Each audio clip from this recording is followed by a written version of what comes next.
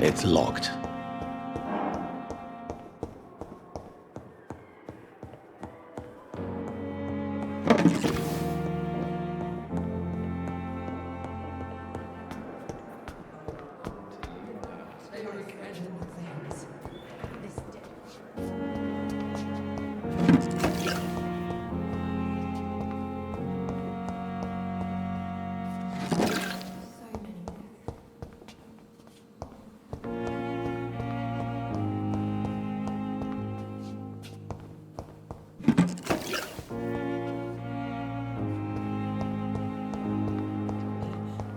Suffering continues.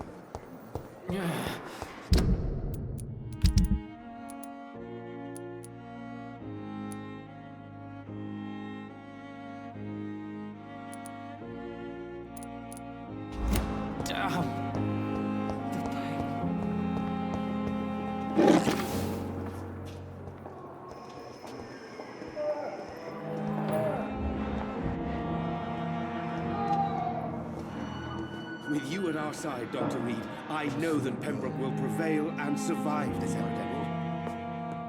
I'll never believe it, Farmer.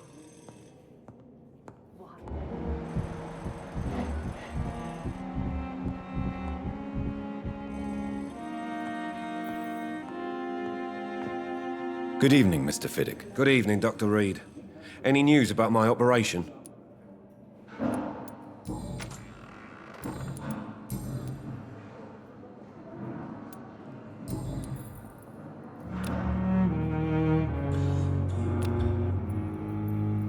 Is there anything else that's bothering you? Can I help in any way? Really? Why has no one else asked me that since I got here? I thought I was in a hospital. Unfortunately, you are not the only person who needs help. And complaining about it won't do you any good. Well, perhaps you're right, Dr. Reed. I'm sure if me missus was still alive, she wouldn't be happy with me going on like this. Goodbye for now, Mr. Fiddick. I'll see you later. I will not let you down, my boy.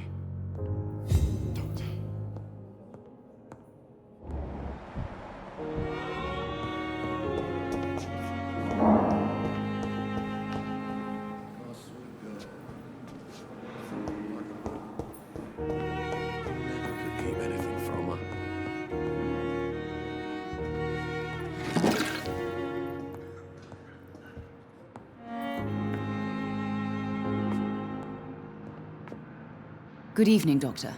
How is my son doing?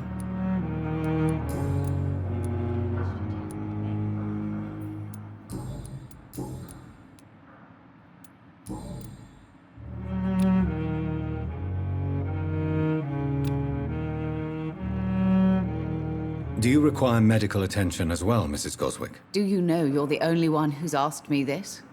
No, I don't feel well, actually. Despite what you think about this place, I can tell you with absolute certainty, taking this will help you recover. Well, at least your reputation seems well-deserved. Unfortunately, I can't say the same for this hospital. Goodbye, Mrs. Goswick.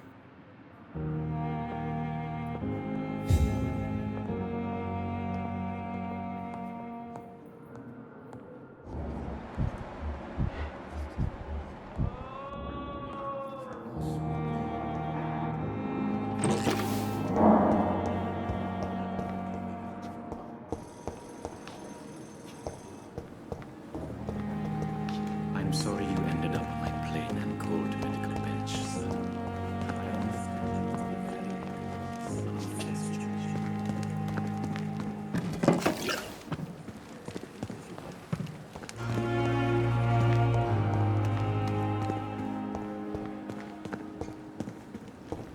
It's locked, all right.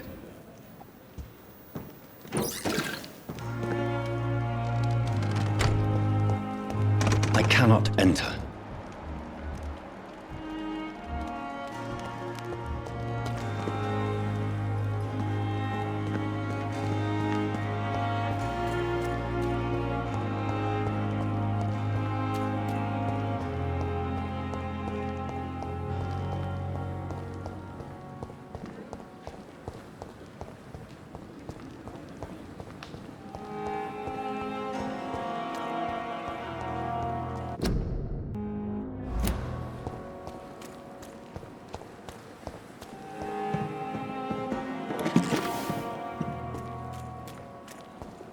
Pembroke is so lucky to have Dr. Reed, you know. I met him in New York once. If only there were more of us, with less resignation and more determination. I know I can count on you. I wish I could say the same for the others. You look exhausted. You're pushing yourself too hard. You don't have to bear the burdens of this hospital alone. And I thought last summer's epidemic was difficult.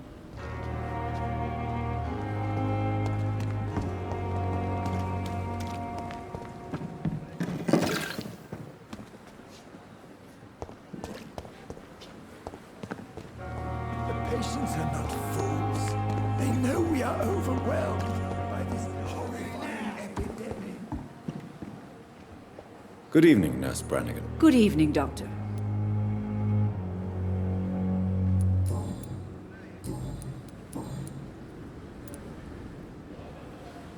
Tell me what Dr. Tippett's did.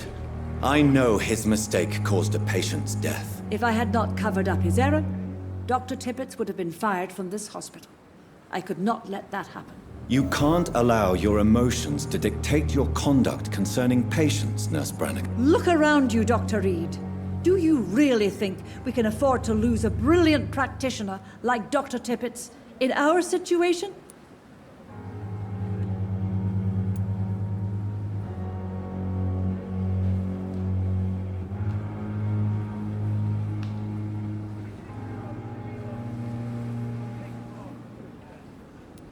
To clear Dr. Tippett's name must be the decision of Dr. Swonsi.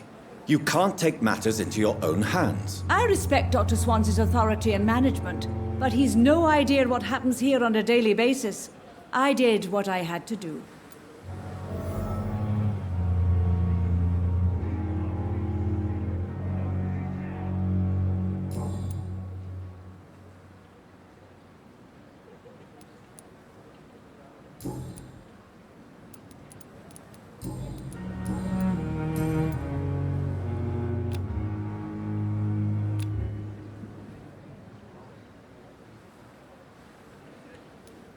Do you require medical assistance, nurse? I will be fine as soon as I can get some sleep.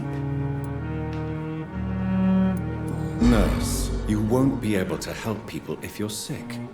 Take this, and do try to get some rest. I'll try, Dr. Reed. Thank you. Goodbye, nurse. Call me if you need assistance.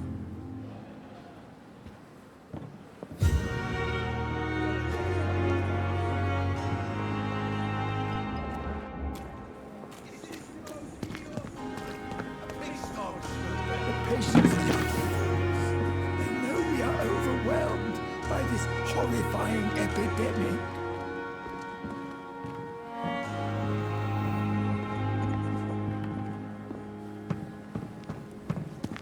If Pembroke is still standing after this epidemic.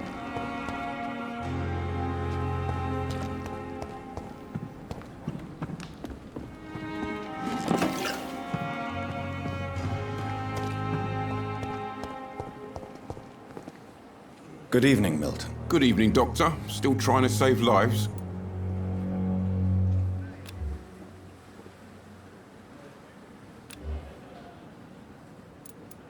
I'd like to see your goods. Wise choice, Dr. Reed.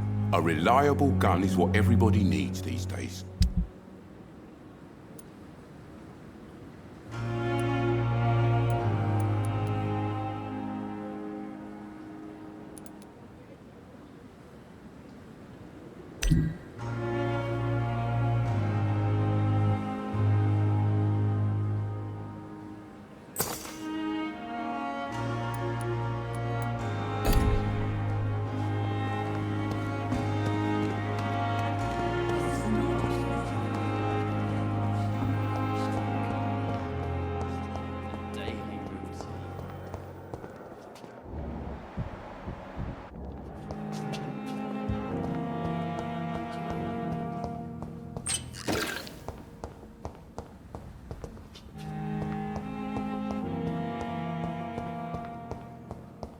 It's locked.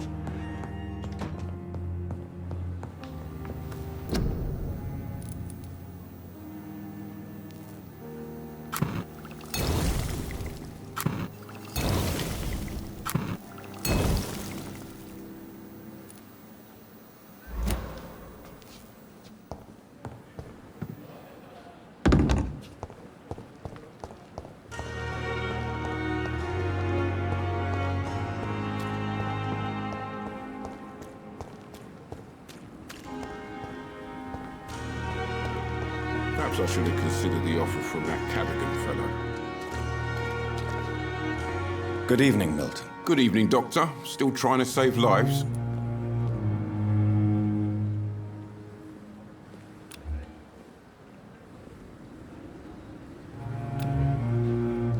Do you need any medical help, Milton? I'm afraid I do. Like everyone in this hospital. It's a sad state of affairs when even the hospital workers are worried about disease. Our job brings us into contact with all kinds of infections, Milton. There's no shame in being ill while you're in a hospital. That's easy for you to say, Doctor. I get the feeling you don't fall sick often. And thanks, anyway. Goodbye, Milton.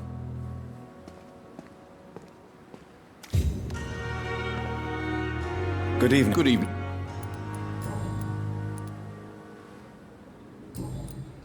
Goodbye. And I thought last summer's epidemic was different.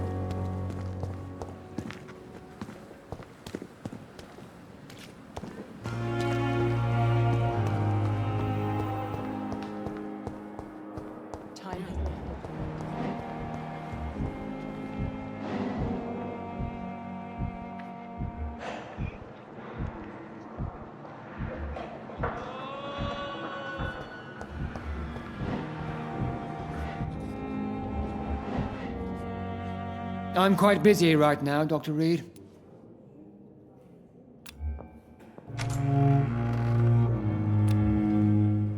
Do you need my assistance? Don't be ridiculous. I'm capable of dealing with this myself. I've just not taken the time to do so. Then you are lucky that I have taken the time to do so. Consider it a gesture of solidarity between professionals. I wish this hospital could have received as much attention from you, Dr. Reed. We do not see you in surgery very often. Thank you for your time. We'll talk later.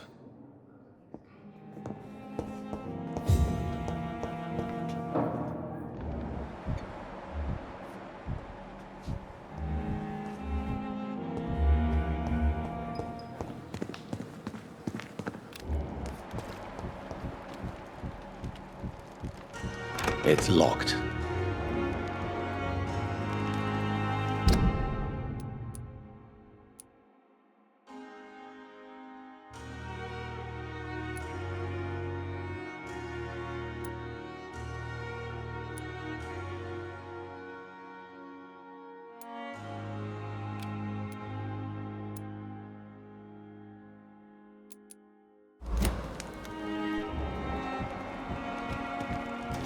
I'm sorry you ended up on my plain and cold medical bench, sir.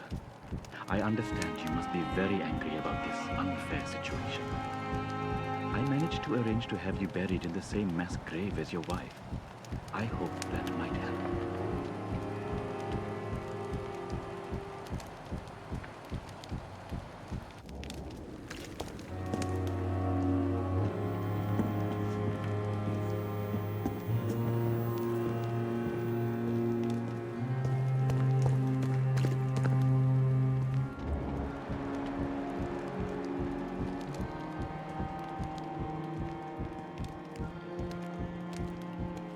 I'm sorry you ended up on my plain and cold medical bench, sir.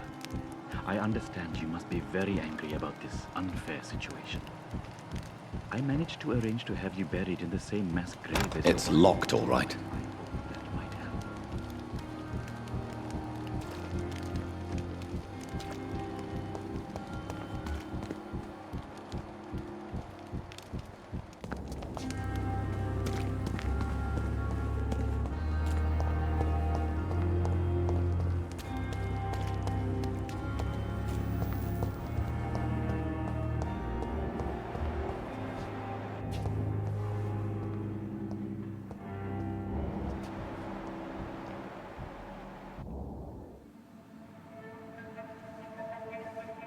You don't mind if I search your pockets, do you, sir?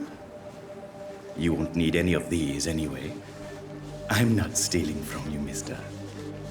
I'm only redistributing your belongings to people who need them more than you. You see, no one has claimed your body, sir, so it would be such a shame to bury you with your valuables. I will not forget you, sir, and I thank you for your generous donation.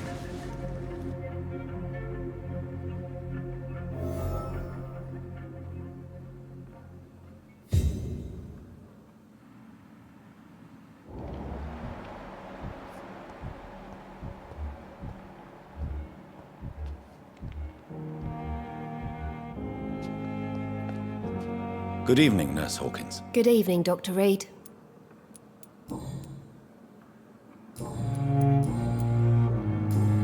Goodbye, Nurse Hawkins.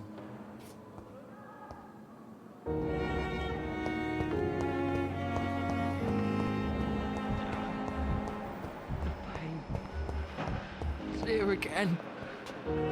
Good evening, Mr. Elwood. Evening, Dr. Reed.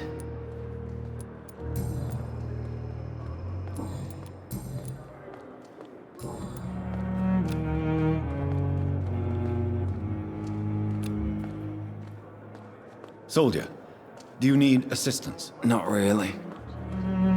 I think I caught something in this bloody hospital. I swear I'm dead, yet smiling inside, Dr. Reed. As long as you remain here, I will make sure you don't have to worry about your health. Don't think you can do much about it. Damage is done. Goodbye for now, Mr. Elwood. I wish I could be sick again. The pain, my blood boil with the fever. Here again. Good evening, Miss Howcroft. How are you tonight? I need blood, Doctor. Warm, rich, vibrant blood.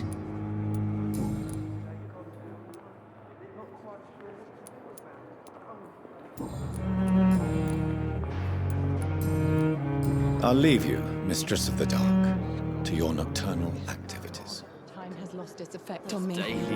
But the suffering continues.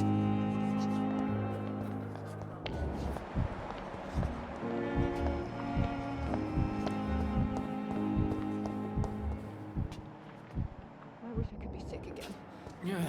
It's locked.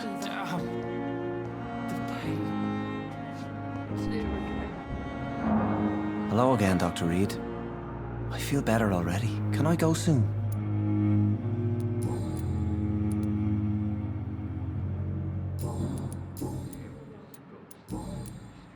Goodbye, Mr. Hampton. We'll talk again later.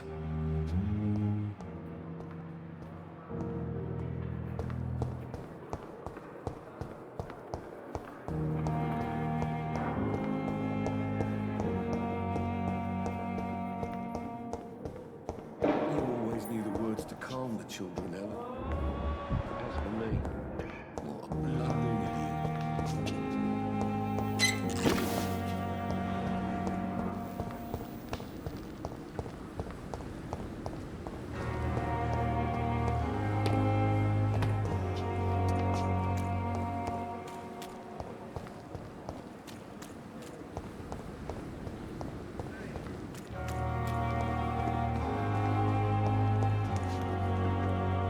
Good evening, Dr. Reed. Such a pleasure to see you again.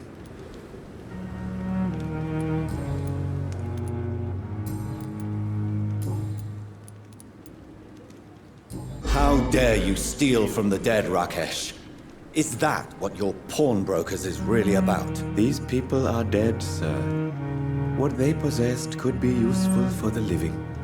And I'm sure they would agree if they could speak.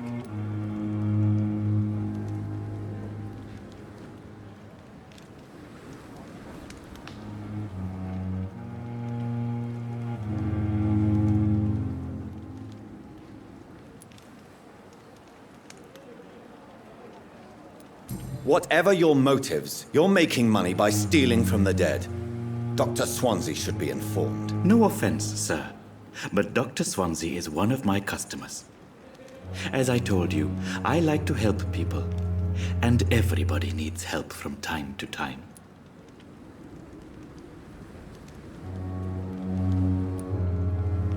How these people... Whatever your motive... No offense, sir. Goodbye, Mr. Chidana.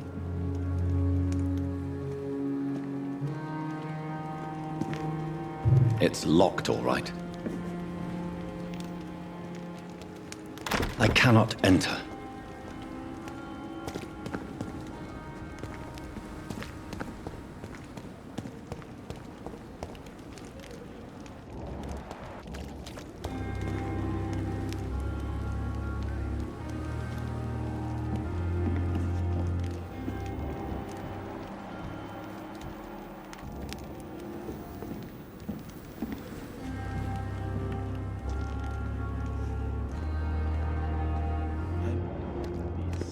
Faded walls are all I have.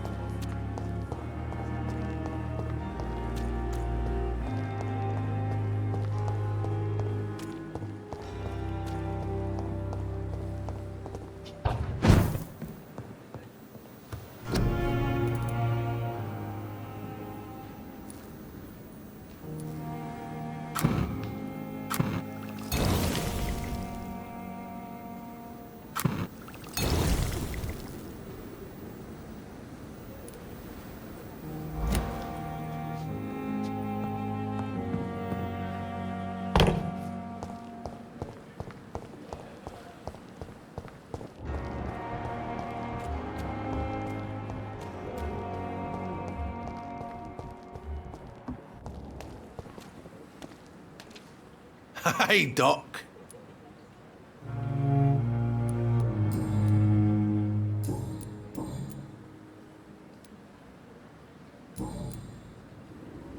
I have found the gift from your wife. In that case, you'll be properly rewarded, Doc.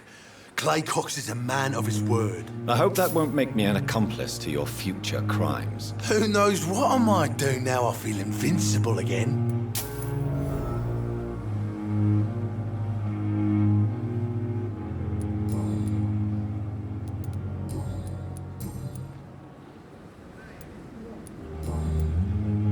I'll leave you for now, Mr. Cox.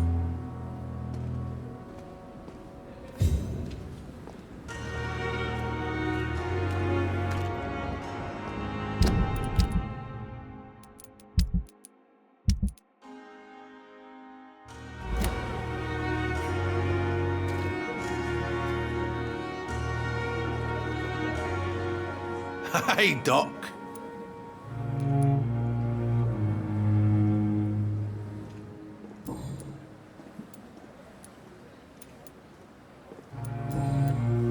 I'll leave you for now, Mr. Cox.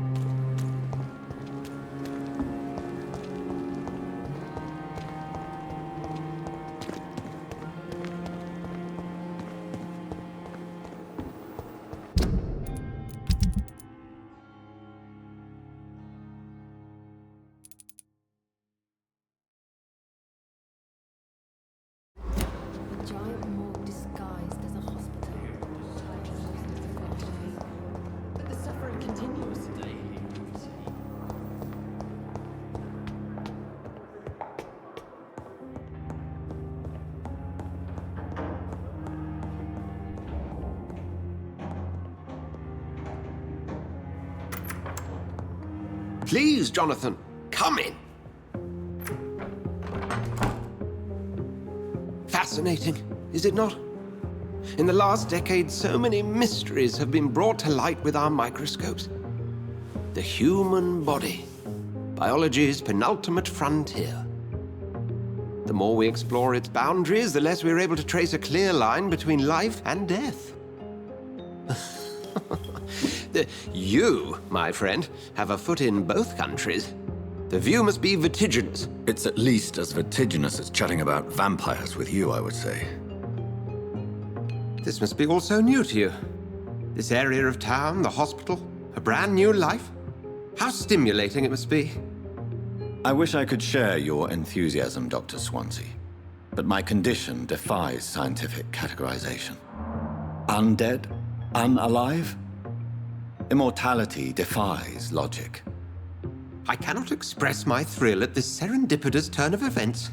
The world's most eminent specialist in blood transfusions, a vampire. One might say a gift from heaven.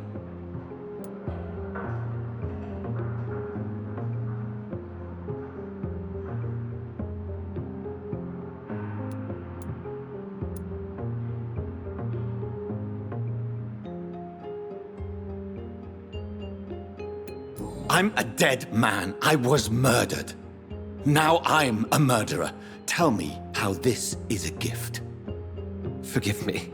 I've been an admirer of your work for a long time, and now you are so much more than a brilliant physician. And please, call me Edgar.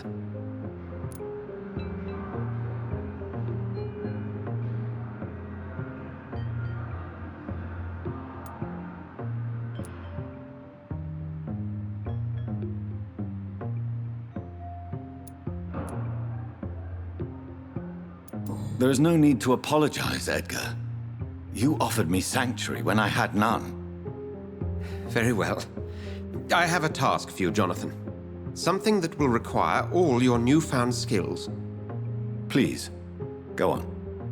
The Pembroke only survives through the generosity of our benefactors.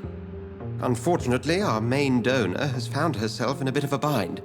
Now, if you could help her out... A spokesman or politician is what you need. That's not my calling. And until I come to understand what has happened to me, I require discretion. Discretion is in order, Jonathan. Lady Ashbury has recently received rather indelicate correspondence that, if revealed, would jeopardize her position. And you would like me to eradicate this threat? By the stole, of course not. I would just like you to pay her a visit. Her ladyship is certainly near the tents outside, tending the sick. You can't miss her. Look for someone impossibly delicate. Accepted. I'll see what kind of trouble Lady Ashbury is in.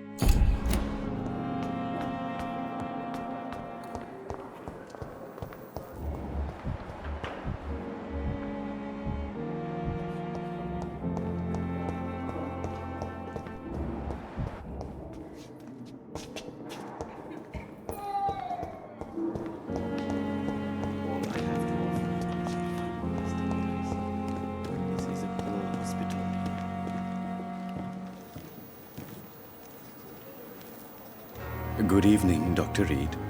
Such a pleasure to see you again. Please show me. Of course.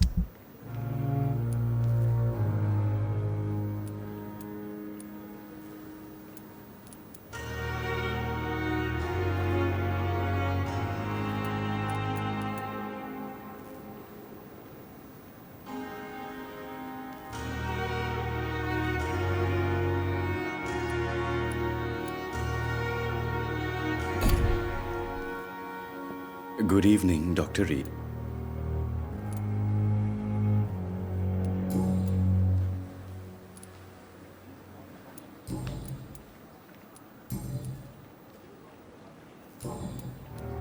Have you heard of someone blackmailing people in the hospital? Pardon me, sir, but I have no idea what you're talking about.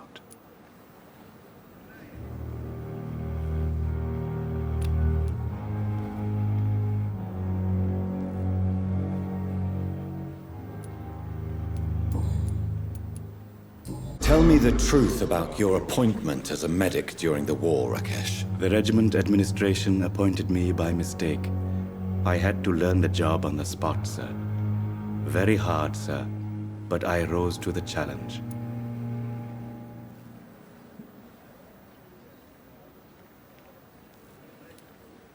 You can't impersonate a doctor. You can't improvise a medical education. People could die at your hands. You're absolutely right, sir. But as a field surgeon, it was more like being a butcher. Do you believe you have really helped these people? My ratings were within the averages of the regiment. I saved lives, Dr. Reed. Does that not say enough about triage and war surgery? Do you realize how many soldiers died because of that decision? You should have refused. Yes, sir. I swear I did, sir. But no one listened. When the first wounded arrived, I had to do what I could. It is an unbelievable story, Mr. Chidana. It was a time beyond belief, Dr. Reed. But I'm happy not to deal with the wounded. I prefer caring for the dead now.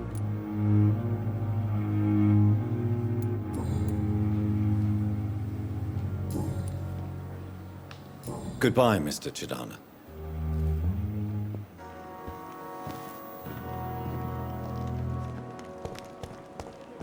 I'm sure that during your lifetime...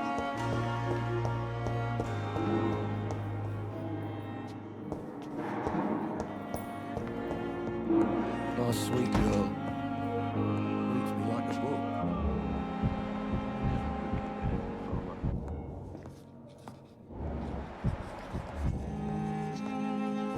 Good evening, Dr. Strickland. And good evening to you, Dr. Reed. Can I be of any help? Have you heard any talk of blackmail going on in the hospital? If you're running some official inquiry, you had better question the patients. They know more than the staff, especially old Miss Jones.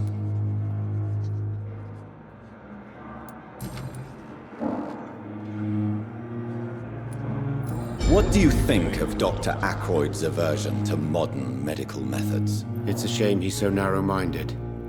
Dr. Swonsi taught me that science is about exploring uncharted territory. I'm convinced that's true. With the influenza and all that's going on, you should put your differences aside, don't you think? Why is it so difficult to work together? I believe that if Dr. Ackroyd had been the one to discover the transfusion process, he would be the first to recommend its use. So you believe it's just a question of jealousy and pride? Dr. Ackroyd is as proud as he is blinded by his obsolete concept of medical science.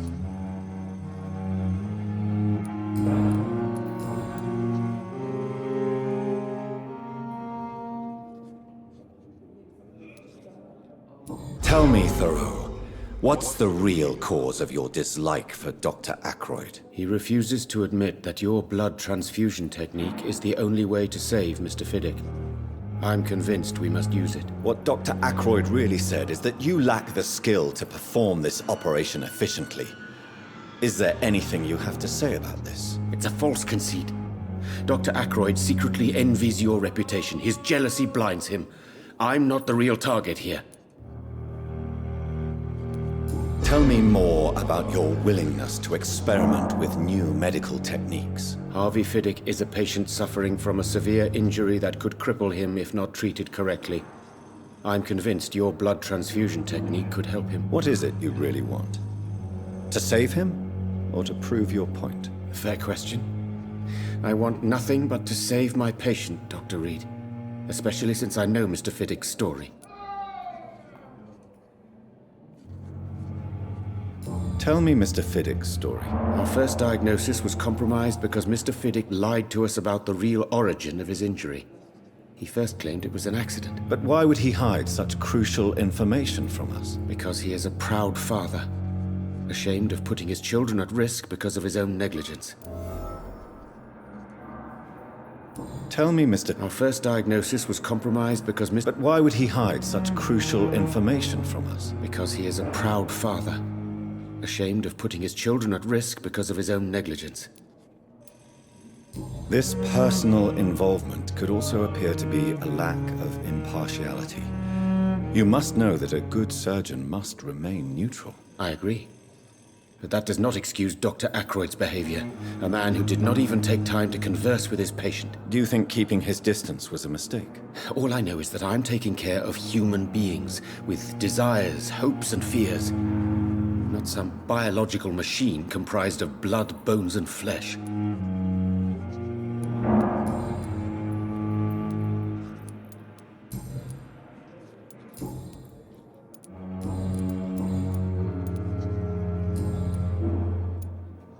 Goodbye, Dr. Strickland.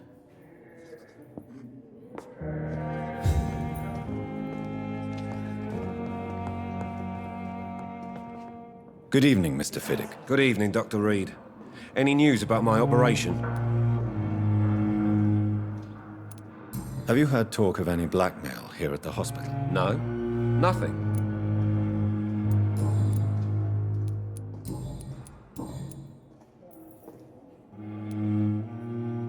Tell me about your injury, Harvey. Why do you feel so guilty about it? My wife died because of me. And now I may lose everything because I've been careless enough to hurt myself. What an arsehole.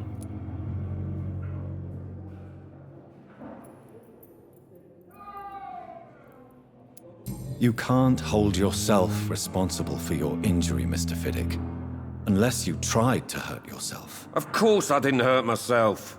But I can't work until my arm is fixed. My children need to eat, Doctor. How could your job be responsible for your wife's death? I was working a double. She went out to bring me a hot meal and got caught in a German bomb raid. How could your job be responsible for your wife's death? I was working a double. She went out to bring me a hot meal and got caught in a German bomb raid.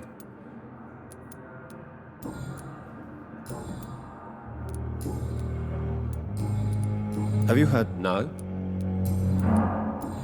Goodbye for now, Mr. Fiddick. I'll see you later.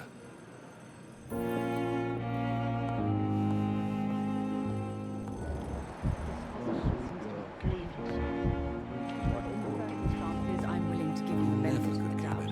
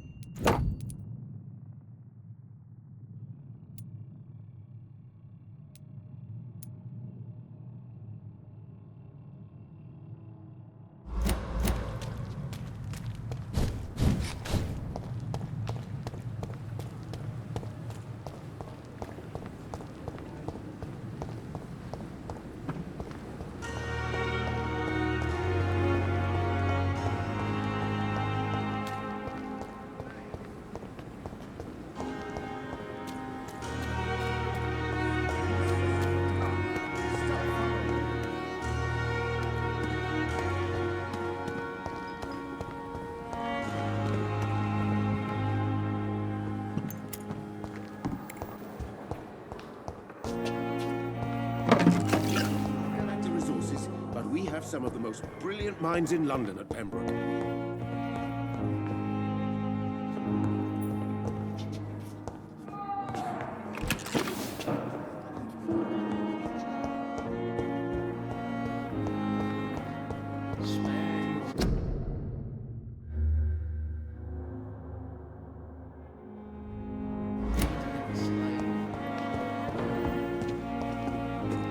Good evening, Milton. Good evening, Doctor. Still trying to save lives?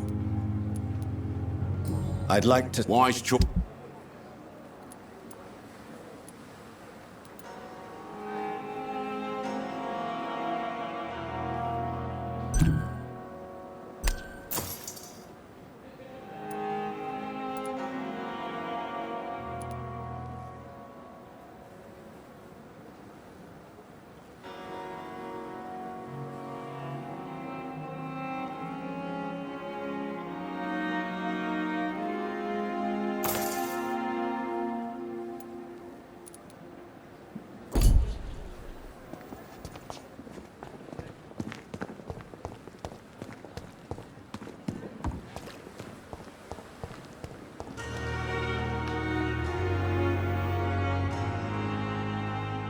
The flu took my dear wife, Emily. I take comfort knowing we'll soon be together again. Mr. Rainfield, that's no way to talk. You're in good hands here, and we'll be up again soon enough.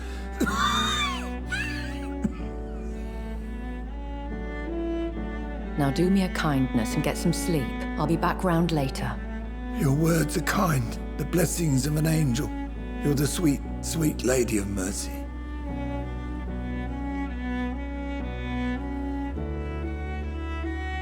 Good evening, Dr. Reed. It's a pleasure to see you again. You seem surprised. Dr. Swonsi has brought me up to speed concerning your recent appointment to Pembroke Hospital. You're a vamp... The lady who saved me that night, before vanishing into thin air. I remember you from the pub with Dr. Swonsi. Indeed. Allow me to introduce myself formally this time. My name is Lady Ashbury. I remember you well, in spite of the brevity of our encounter.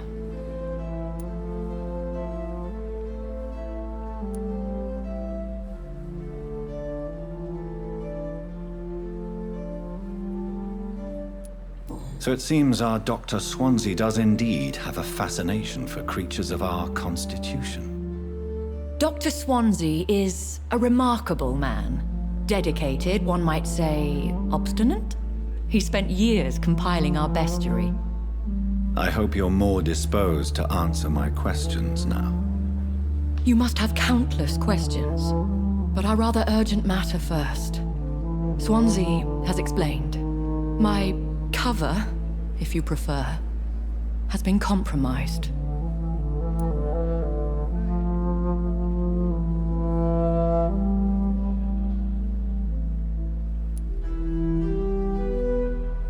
Pardon my boldness, Your Ladyship, but I have questions concerning this condition we share. As a newborn, your hunger for answers is rivaled only by your thirst for blood. But the questions need weight. I'm a scientist. My trade is in the deciphering of mysteries, and I need information to feed my mind. I will gladly answer every question you have, but first, prove yourself capable of resolving my predicament without eating the culprit.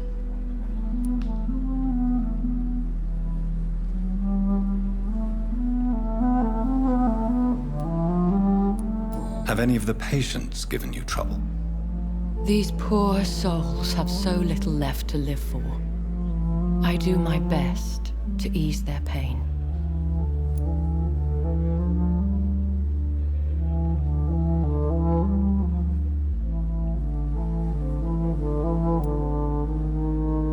The world would be a better place if it were cared for by women like you. You make me blush. I am simply a necessary evil.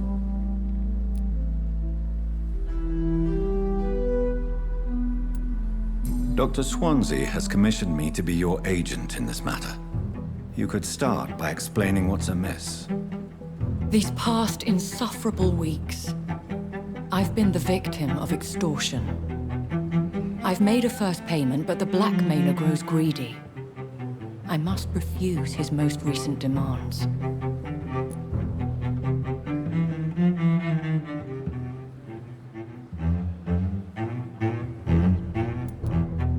Who would be so foolish as to threaten you?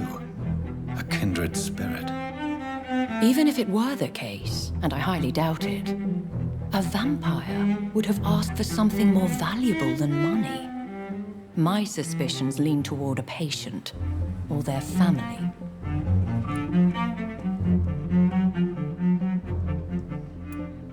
If we're dealing with an ordinary criminal, surely you've the means to deal with it yourself, if I may. As immortal tradition doth dictate, all fangs and hypnotic eyes ablaze, the blood would run like a river. That's what I hope to avoid. Violence has a tendency to spiral out of control. What are your expectations? Please be precise. As the newly appointed surgeon of this hospital, you are in an excellent position to ask innocent questions and deftly learn the identity of my blackmailer. Please continue. Every detail is essential. I'm your man. My embarrassment in this matter is eclipsed only by my shame at having put the hospital at risk. The threat from our anonymous scoundrel is clear. A list of dates.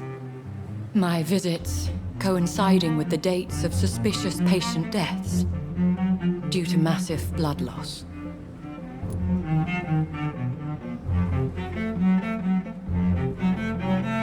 Is it true? Now aren't you the blunt one?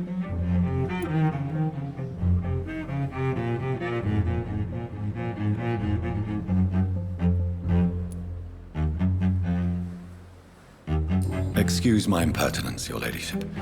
This is not an interrogation. I assure you that this line of questioning is in your best interest. In all honesty, I'm not simply a patron to the hospital. My visits serve a dual purpose.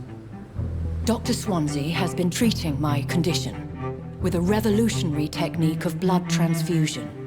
It seems you are a specialist in the domain. I'll take care of it. Do you know where I should start?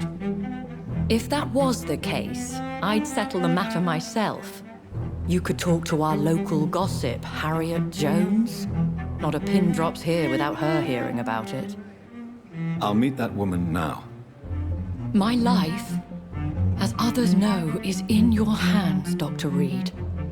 I'm sure of your discretion, but I do fear your powers of persuasion will be put to the test. When this is resolved, I'll be your obligé. I'll answer all questions in regards of your condition.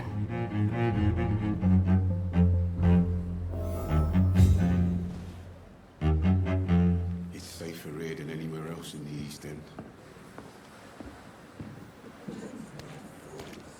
They know we are overwhelmed.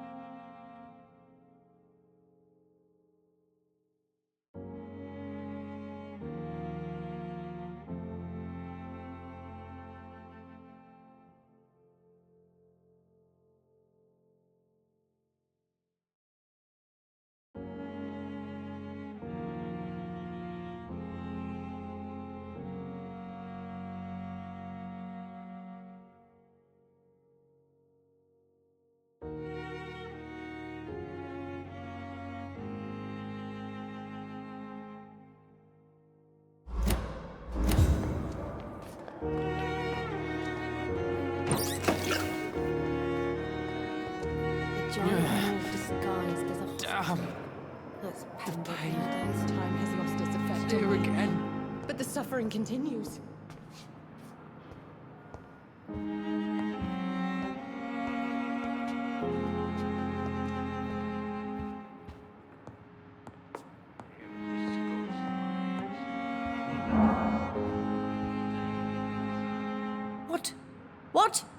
What is this? Who are you? Get out of my room. There's no need for alarm, madam. I'm Dr. Reed, the new surgeon. Preposterous. Dr. Reed, you say? I don't want some bumbling intern. Where's Dr. Swonsi?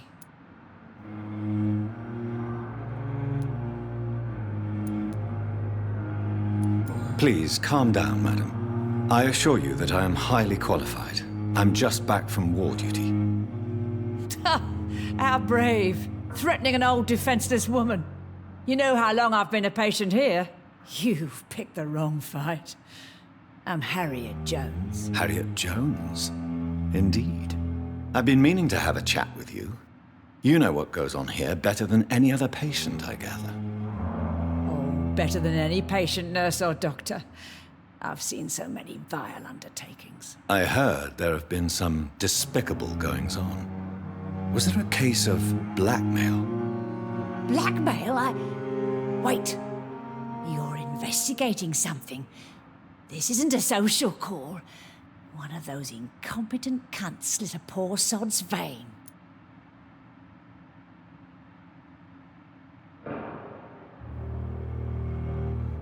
If I didn't know better, Miss Jones, I'd be inclined to say you enjoy this type of idle gossip. God's honest truth, Doctor. It's just the way it is here. Most of these bitches would let you freeze to death before getting you a blanket.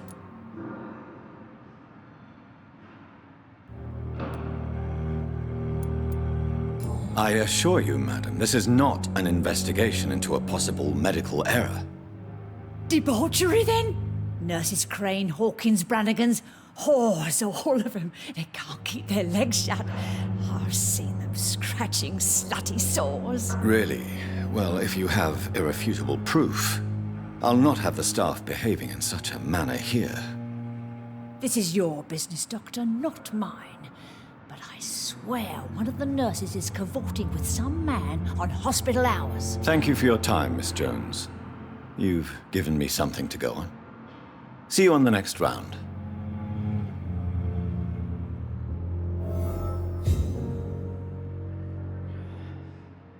Miss Jones, Again? Waking a poor old woman in her sleep? There isn't a poor life needs saving somewhere? Now, I need to ask you a few simple questions. Well, if you really must.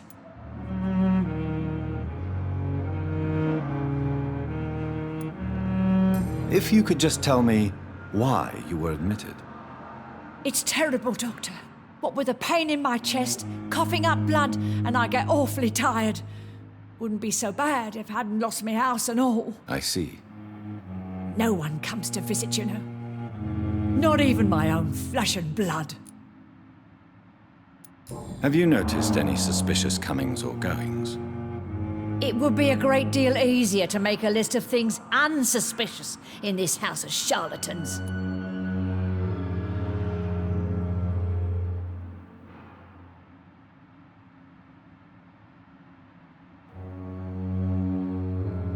Come now, Miss Jones. Surely it's not that bad. Have you no eyes? This hospital accepts all manner of souls, regardless of origin. The proper sick cannot heal. We're kept sickened by the refugees. Everyone here is very capable. I have not seen any instances of unprofessionalism.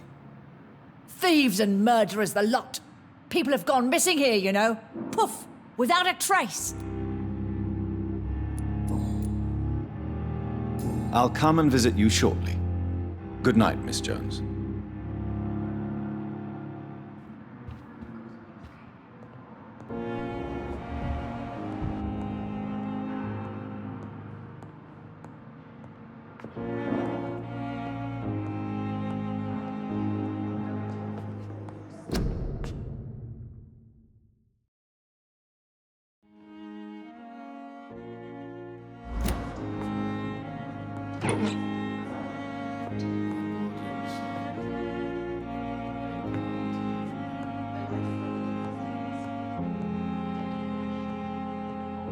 The patients and staff might know something.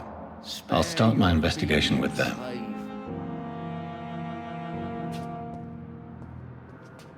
Hello again, Dr. Reed.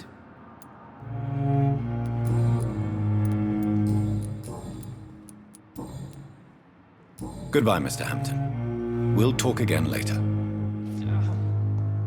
The pain. It's here again.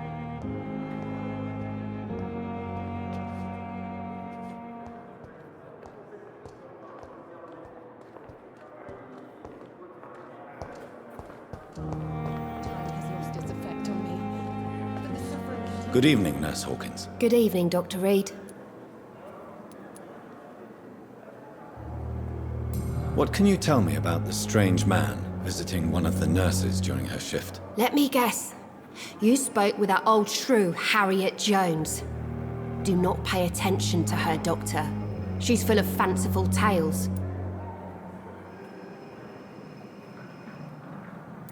No matter how you feel about her, Miss Jones deserves our help. Who says I don't care for her? Hate is what keeps that old crone alive. She could have been telling the truth about the mysterious man. That old witch will end up in hell soon enough. Who cares if a nurse finds some happiness where she can?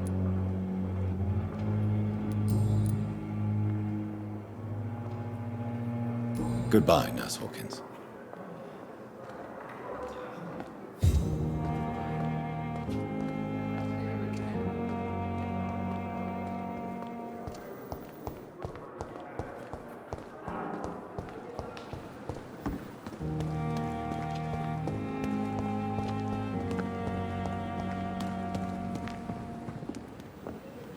Good evening, Nurse Brannigan. Good evening, Doctor.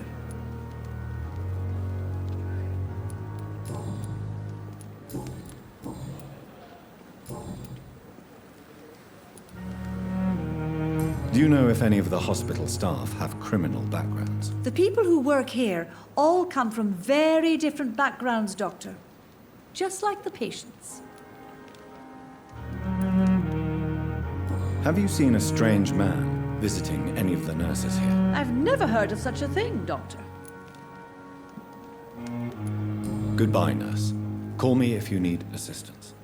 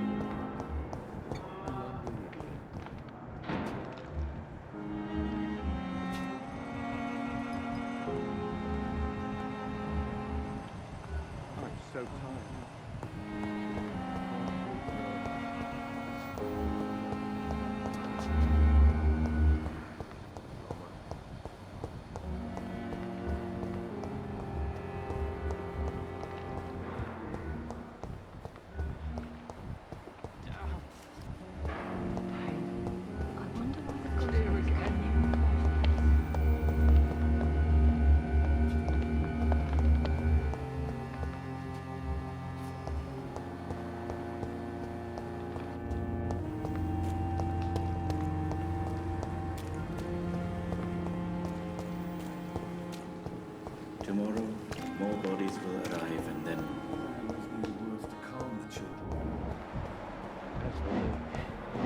blundering idiot.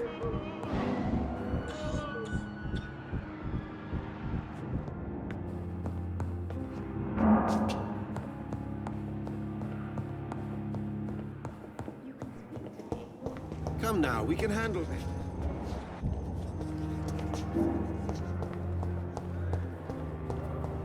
Another night with the glorious battalion of Pembroke.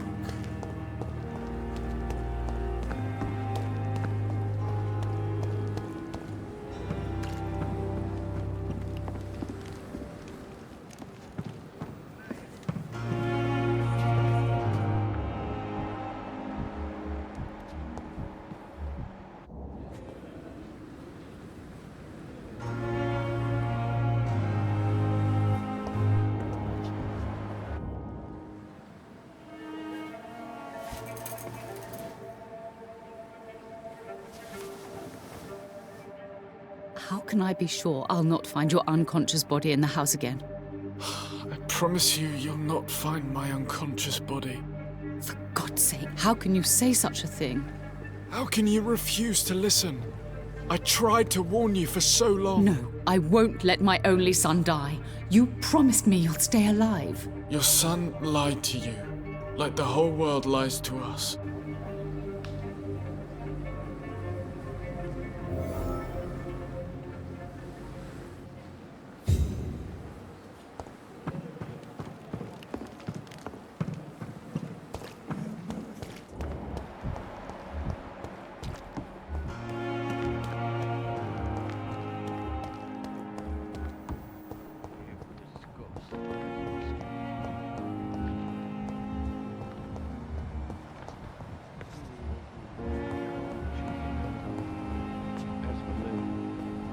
Blundering idiot.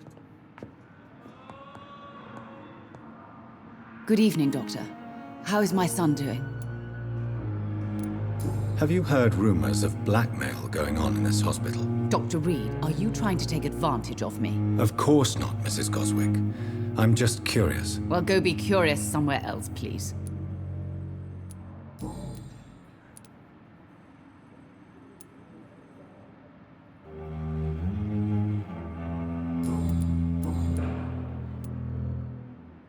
Your son wished to die, Beatrice. Why did you hide such crucial information? Are you not aware suicide is a crime? Mortimer could be thrown in jail. I can't let that happen. I won't. I understand you fear the legal consequences, Mrs. Goswick. But don't you realize your silence significantly affects your son's case? All my son needs is help and comprehension. Not judgment and punishment for what he may or may not have done.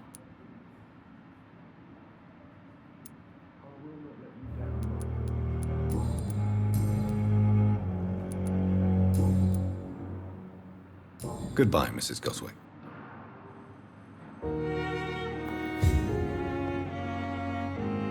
Good evening, Mr. Goswick. How are you? I'm okay.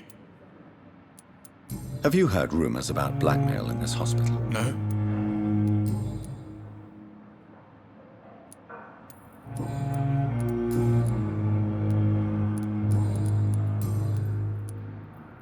Admit it, Mortimer. Your mother had you hospitalized here because you tried to kill yourself. Yes, it's true. All right, then. This is the first time we've really shared information about your case. Shall we call this progress? Call it what you want, Dr. Reed. You can trust me. I won't report you to the authorities. My one and only concern is your health. I guess I should thank you, then. Can I help you in any way, Mr. Goswick? I wrote a letter for my mother. She was supposed to read it after my death. But I suppose she doesn't have to read it now. I see. And is this letter still near the place where you tried to take your own life? Yes. And I don't want anyone reading my last words. I mean, I'm still here. If you bring me back that letter, then perhaps we'll talk.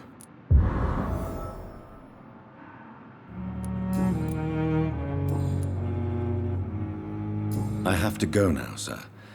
But don't hesitate to contact me if you need any help. Good evening, sir. Doctor.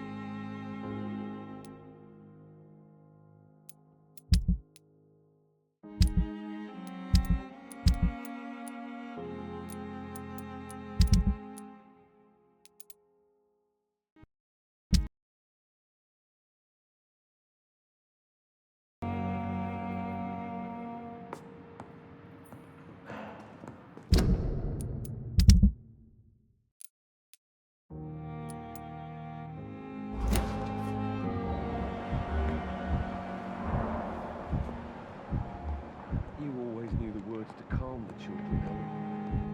As for me, good luck with it, dear.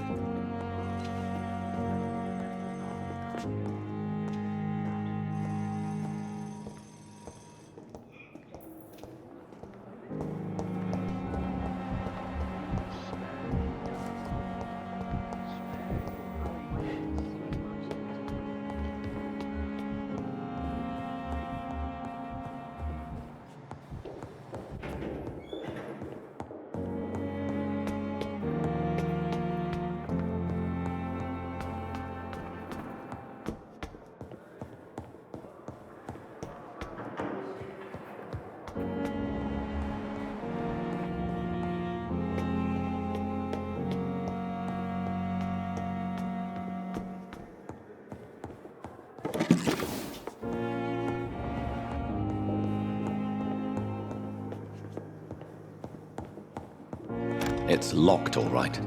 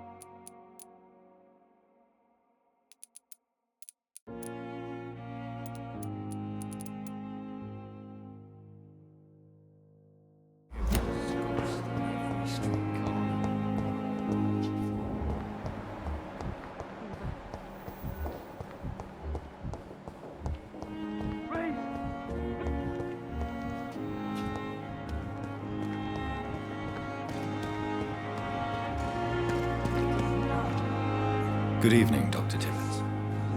Dr. Reed, any good news to share? Have you heard of any underhand dealings going on in this hospital? I have no time for such triviality, my dear colleague. We're here to save lives.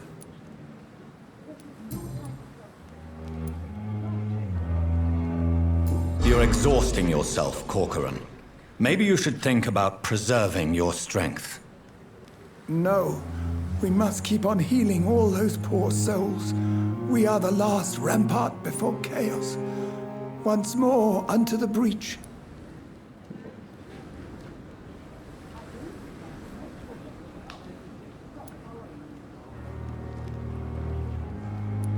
Nurse Brannigan is worried about you, Doctor. She should not have told you that. I will have a word with her. You don't have to blame her for her honesty.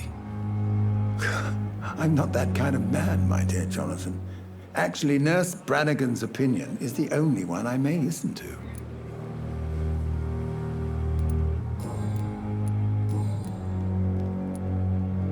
Corcoran, I want you to tell me about Mr. Connor. How did he die? What happened? He was my patient. He died because of my mistake. That's the blunt truth.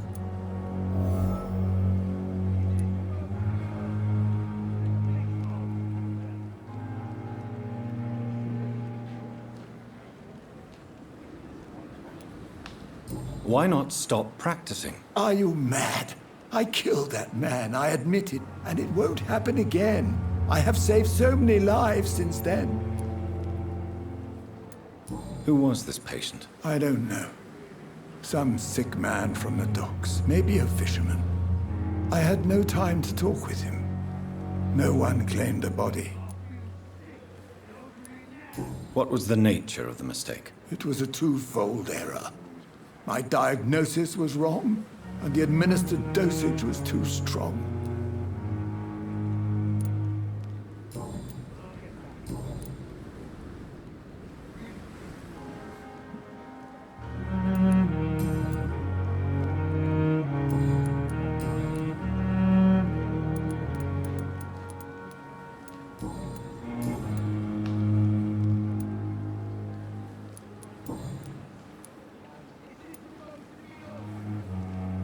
I will cover for you, Dr. Tibbets, by keeping what happened to Mr. Connor to myself. I don't know what to say, actually.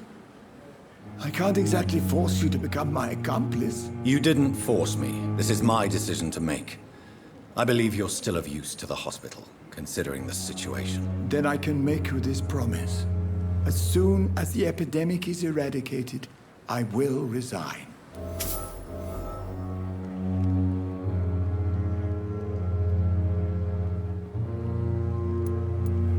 Goodbye, Dr. Tibbets.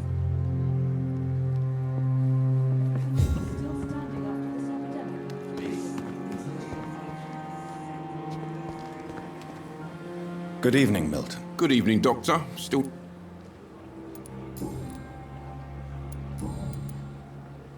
Have you heard of any underhand dealings going on in this hospital? There are a lot of secrets round here. I'm not surprised someone tried to make money from them. What kind of secrets? I'm not in the gossip business, Dr. Reed. If you want to know more, you better talk to Harriet Jones. She's the eldest patient here.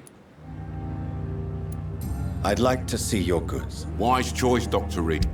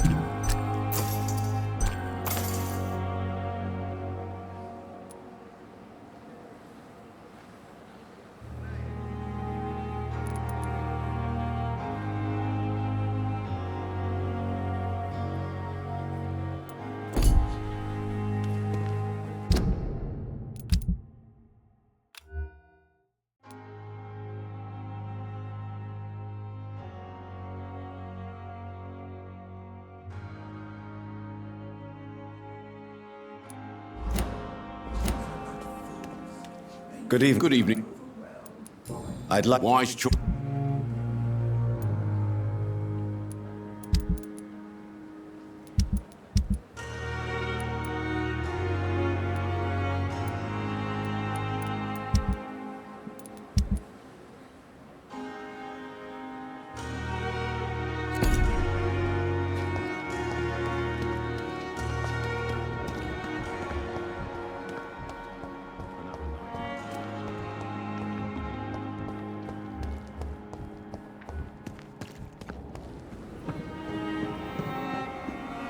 Good evening. Good evening, Doctor.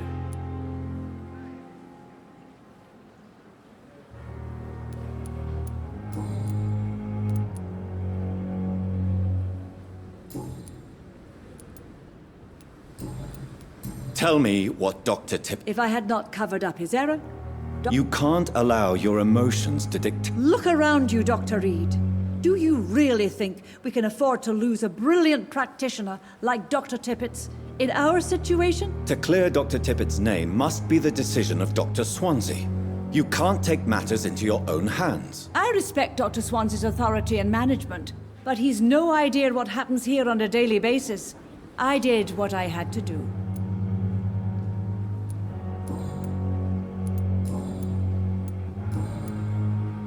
Goodbye, nurse.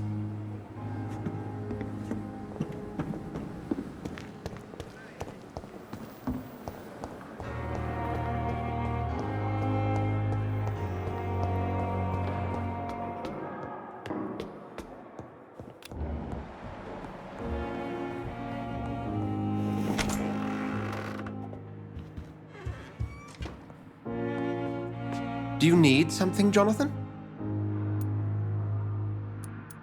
The matter of Lady Ashbury's blackmailer. Oh, I know too much about this matter already. I'm confident in trusting the interests and reputation of both the hospital and Our Lady into your able hands.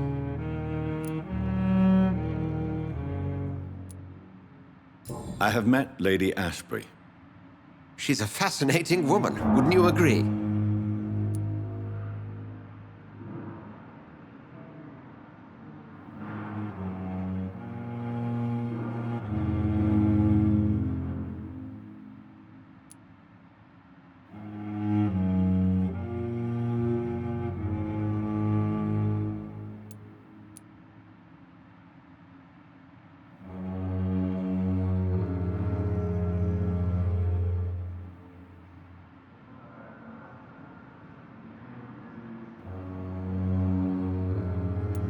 Is she the true reason you recruited me?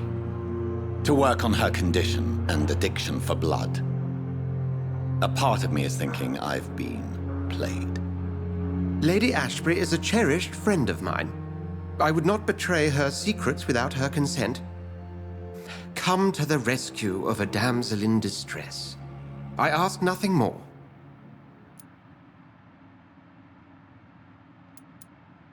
I have just a few questions.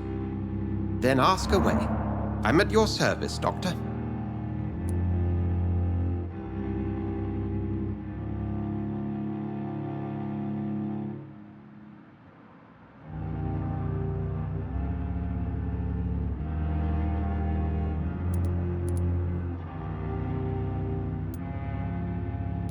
You mentioned something about a secret society. A brotherhood, if I recall. Could you elaborate? Certainly. I've been a member of the Brotherhood of St. Paul's Stole for several years. We are pledged to monitor and report vampire activity in England as impartial scientific observers.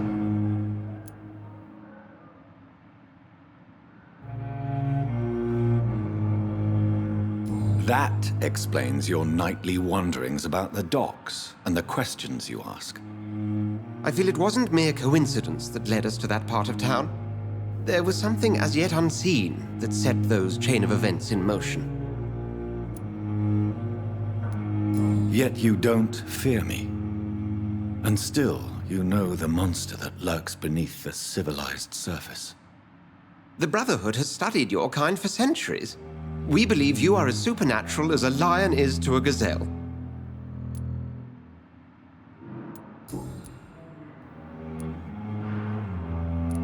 Since you seem quite the expert on vampires, what could you tell me about my condition and how it came about? As men of science, our first step is always to start with what we know. Forget the myths, the hackneyed scrawlings, and the penny dreadfuls. They do not scratch the surface of the truth you now find yourself in.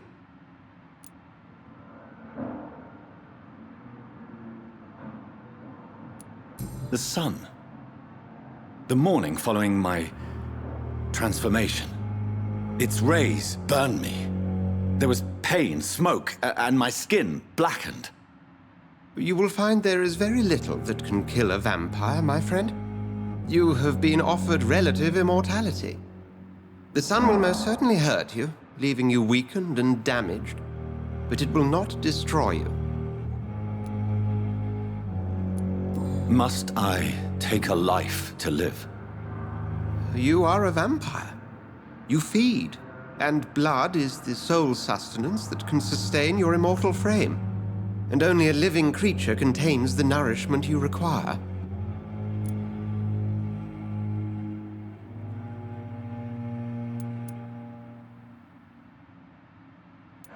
Must... You are a vampire. You are a vampire. You feed, and blood is the sole sustenance that can sustain your immortal frame. And only a living creature contains the nourishment you require. Since I'm the one working for you, what should I know about Pembroke Hospital?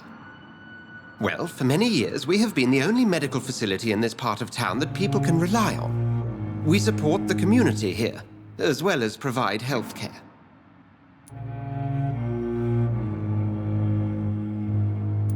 What do you expect of me? What we need is hope. You were a soldier. This is a war. This white coat's still a uniform.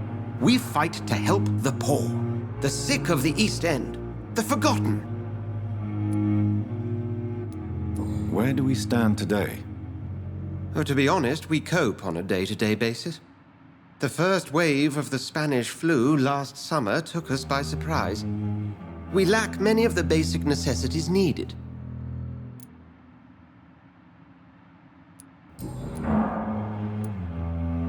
The man we pursued and slew in the canning factory, William Bishop, I believe, was he a vampire? He was a Skald, technically speaking. The debate rages as to their classification. Some think them a subspecies of vampire, others something else.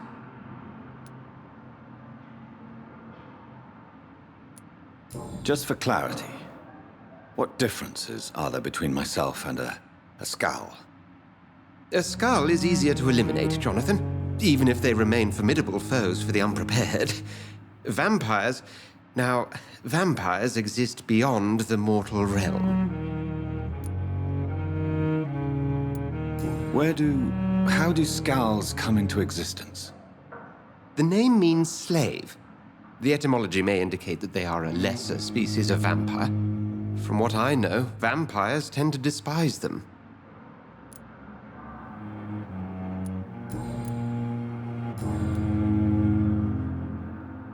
We'll see each other again soon, Edgar.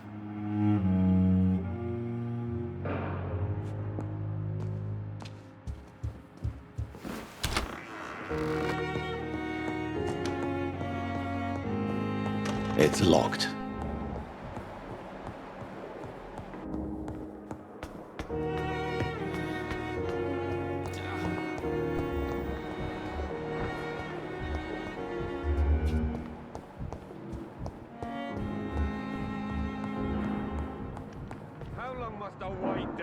Blaming me will not further your agenda, sir. How long's it going to take to fix me properly? A month? A year? You have the right to disapprove of our methods, and you will kindly apologize when you're feeling better.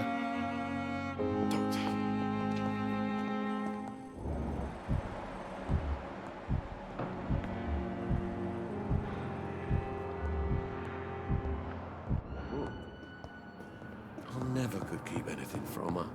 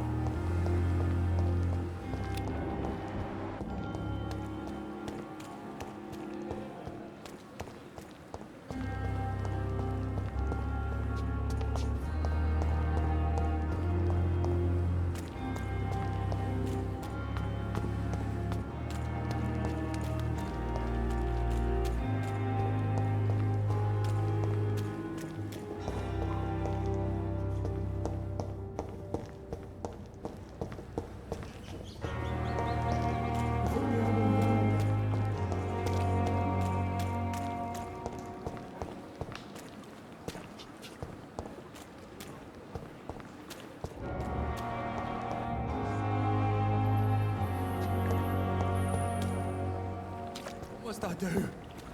Don't worry. What must I do?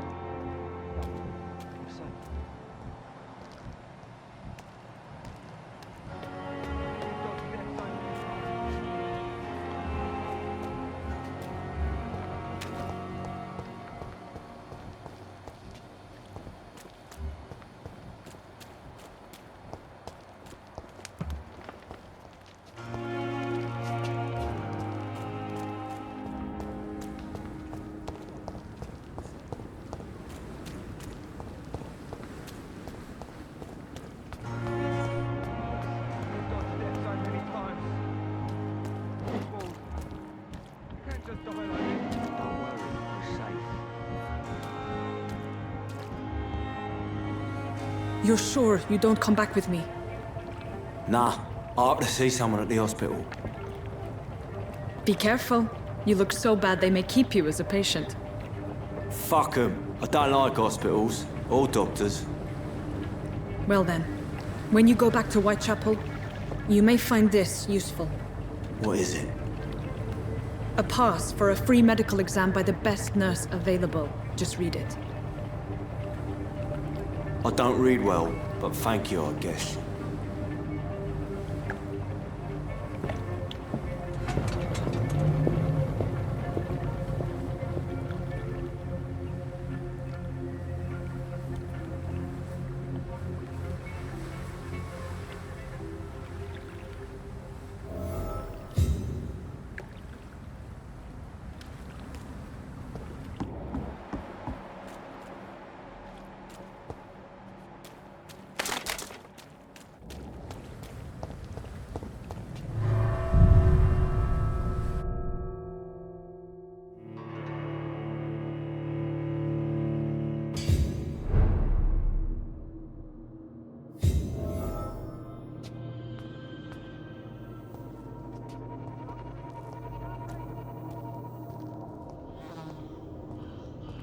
He's locked the door behind him.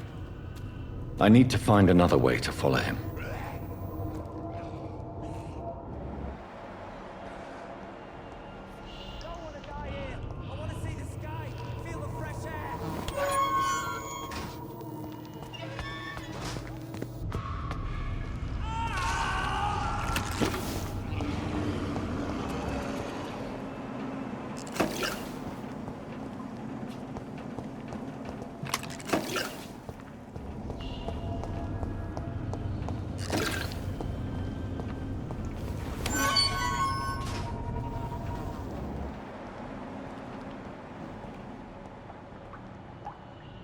This man has been savagely attacked and dragged to the floor.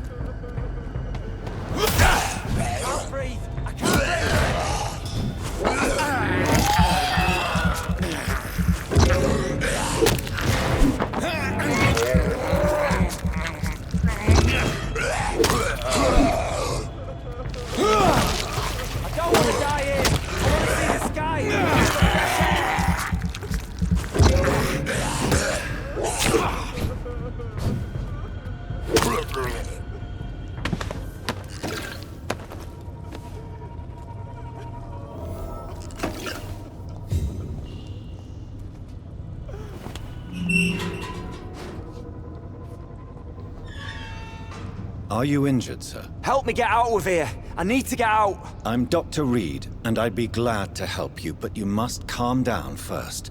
Please, take a deep breath and tell me your name. Okay. I'm Oswald Thatcher. Please, I need to get out. All right, Mr. Thatcher, you're safe now. Do you think you can reach the street by yourself? Yes, I do. Good. Now leave this place and enjoy the cool night air.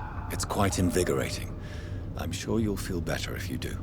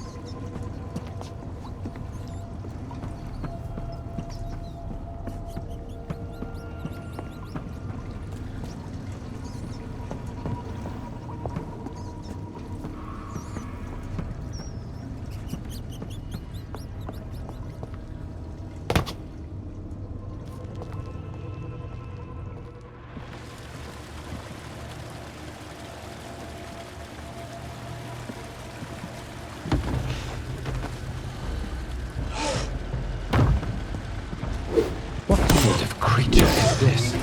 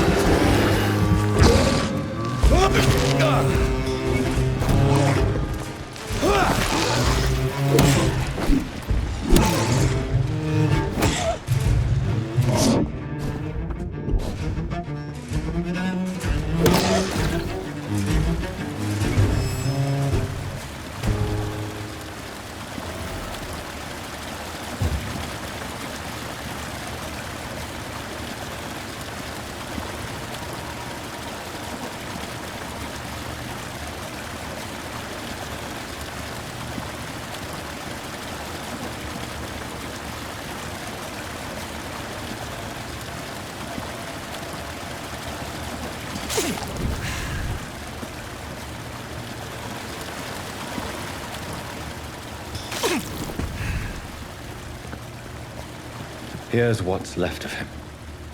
Not a lot to check, but I should anyway.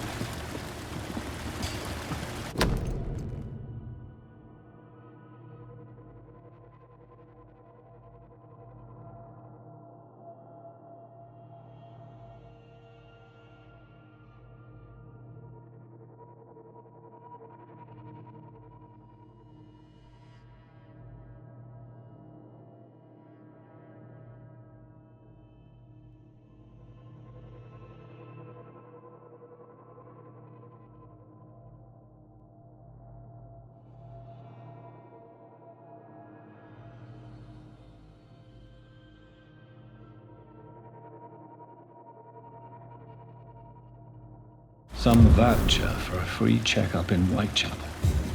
What is Nurse Crane up to? I really must find her.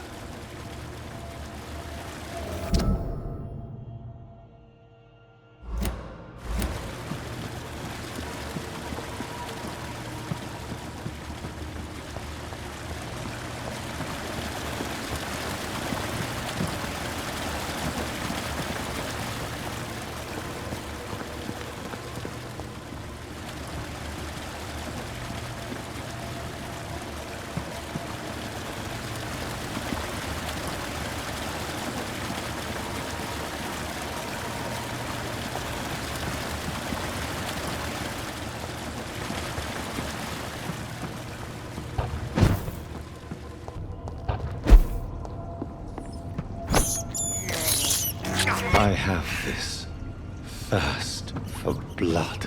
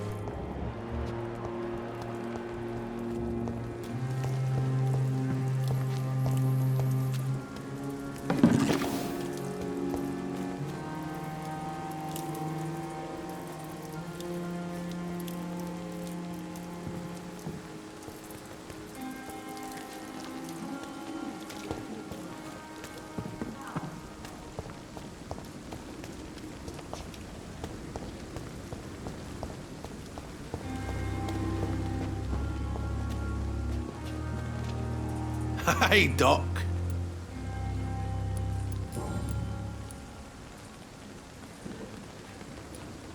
What can you tell me about your marriage, Clay? Marriage is the sweetest cage, they say. Well, I found myself locked in one with a wild animal. You mean your wife keeps you on your toes? No, I mean, we both have claws and we both love to bite. Am I right to assume your wife's letter pissed you off, Clay? I was so mad, I threw away the knife she got me when we got married. Your wife gave you a knife as a wedding present. That knife has always been my lucky charm. If I'd had it in my hand when I got stabbed on that pier, I'd not have been wounded.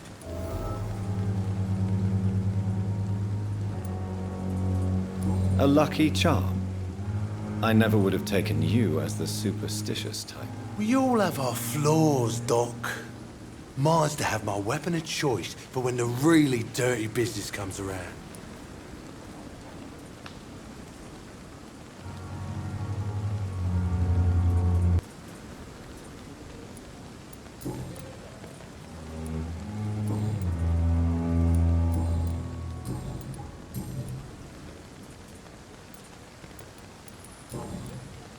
I'll leave you for now, Mr. Cox.